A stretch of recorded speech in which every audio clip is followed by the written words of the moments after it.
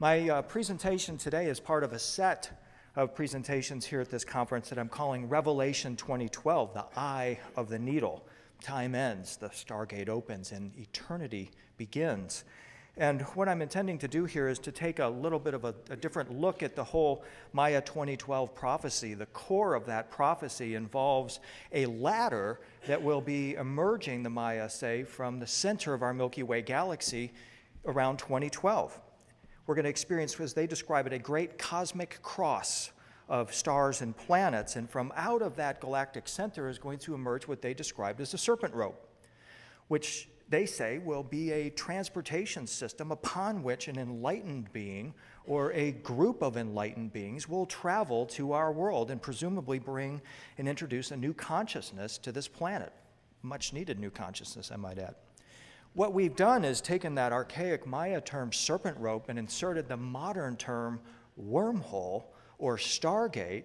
And many of us researchers are looking at this notion that what the Maya are saying is going to happen is that in 2012, a Stargate is going to open from the galactic center, and from out of that gateway is going to emerge an enlightened being or a group of enlightened beings.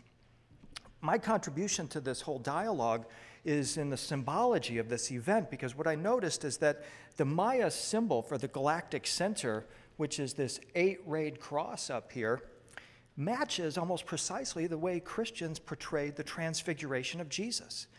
Over and over again, they show him in the eye of the needle, stepping out of an 8-rayed cross. And I got to thinking, well, it shouldn't be too surprising that the Maya are talking about a universal teacher, a galactic teacher emerging from the galactic center. And this symbolism should therefore match, because this isn't a Christian figure, it's not a Jewish figure, it's not a Muslim figure, although every tradition does describe the appearance of such a figure.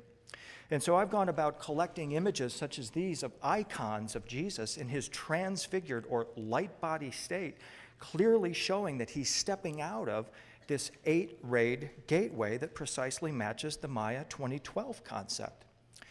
The Maya are also quite clear that this serpent rope or wormhole has individuals on this side that are responsible for opening that door or gate.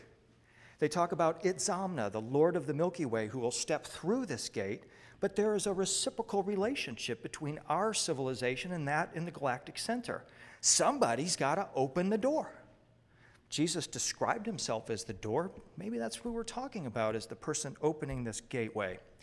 That's the type of research I've been doing for 20 years. It concerns these doors or gates and beings that come and go from other realms through such stargates or wormholes. I present here a Japanese version of this story in which a devotee is kneeling before an entity, an awakened one, who's stepping through this almond-shaped door or gate. And what we see here actually is the Buddha of eternal light. And this Buddha of eternal light has this field, this radiant field of energy emanating from his heart chakra. This is a being of total love and total compassion who's radiating this field of energy. And in fact, it is that field of energy that opens the gate itself, which is why this imagery is so key. We find almost identical imagery in the Christian tradition, again in the transfiguration icons of Jesus. In the transfiguration story, Jesus takes a couple of disciples up to the top of the mountain and pulls back his skin and reveals that he's a being of light. The disciples are terrified at this event. They have no concept of what has just transpired there. And in fact, what happens is that as the disciples and Jesus are coming down the mountain, they're having a conversation.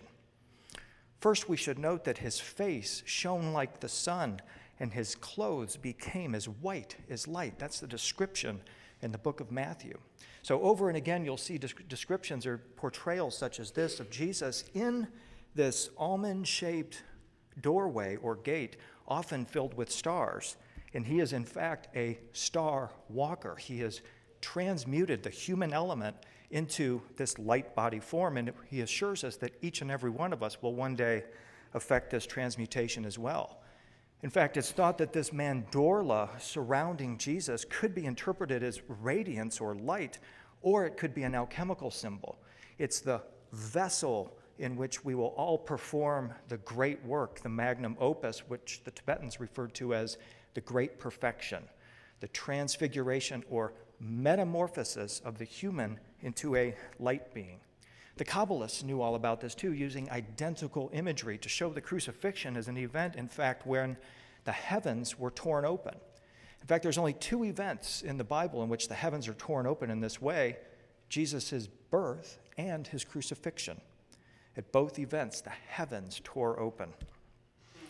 Here's a magnificent icon showing Jesus in his transfigured state, his clothing white as light, with the radiant gateway behind him that he will step through and travel throughout the galaxies. Extraordinarily beautiful imagery, but also highly evocative imagery to our spirit self, to our light body, infusing it with programming, with software in a sense. And it's these concepts that I addressed in my presentations, the light body effect, and also Starwalkers and the dimension of the blessed. And as I said, when Jesus and the disciples came down the mountain, they were having a conversation. Jesus said, "Hey guys, I'd appreciate it if you wouldn't tell anybody what you've seen until the Son of Man has been raised from the dead." In other words, shh, it's a secret. Now, I'm not quite sure of what his attitude was, if it was like, guys, I know what you just saw was pretty far out, and I just appreciate if you would keep it quiet. Or maybe his attitude was, any of you big mouths out there start blabbing about what you've just seen, kick your ass, So it's somewhere in there, but the fact of the matter is that, shh, this is a secret. This transfiguration business is a secret that is waiting until the Son of Man has been raised from the dead. When does that happen? Christians believe that in the end times, the entire body of Christ will be changed to light to match the body of Christ. Many interpret the times that we live in as those end times, the end of a calendar, the turning over of an age and the beginning of a new age. In fact, transfiguration is what Paul is talking about when he proclaims that we will be changed in the twinkling of an eye at the last trump. And so we see these extraordinary images, this one from St. Catherine's Monastery in the Sinai, in which Jesus is now in an eye. Remember, the twinkling of an eye. And we see him emerging from this radiant blue quantum egg. He's in an interphasic realm. He's neither here nor there. He's in an intermediate phase with the 8-rayed sun once again emerging from his body. Again, this imagery matching the description that the Maya give of the galactic center in the serpent rope or Stargate opening with this enlightened star walker or group of star walkers coming into our realm.